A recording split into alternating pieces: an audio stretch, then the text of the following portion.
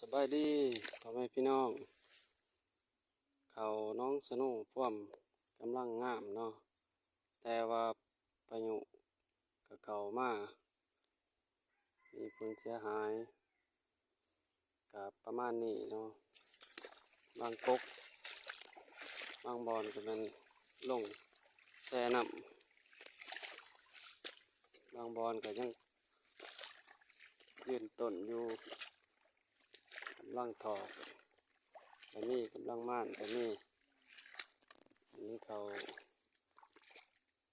หน้าน้องสนุเด้อพี่น้องเด้อแถวหลองกลางเริ่มลบเริ่มสิลงแช่น้ำละน้ำก็ยังสูงเด้อสิแก้ไขอะไรได้เนาะสภาพดินฟ้าอากาศ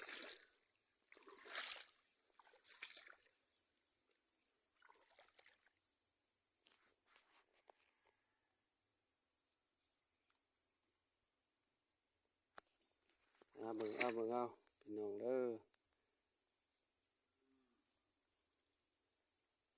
เขาทงหน้าน้องสนุที่นี่ก็งามลุยน้ำทายน้ำยังแถมขั้นแท้อยู่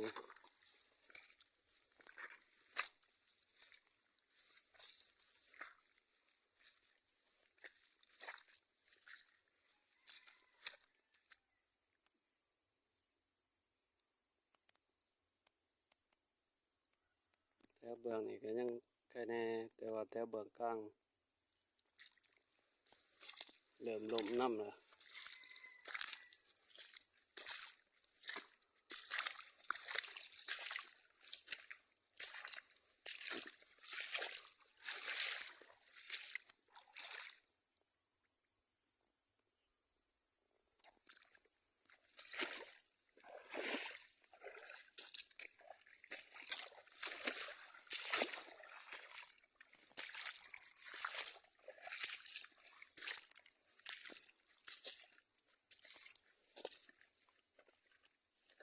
น้ำยังสูงอยู่น้ำเมืองน้ำ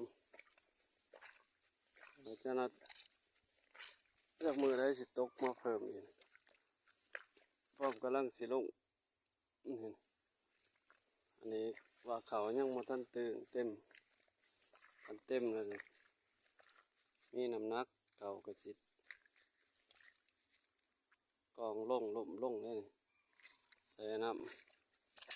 ำสภาพเขาปีนี้น้ำอยู่แต่มีผลกระทบดินฟ้าอากาศฟ้าฝนพายุ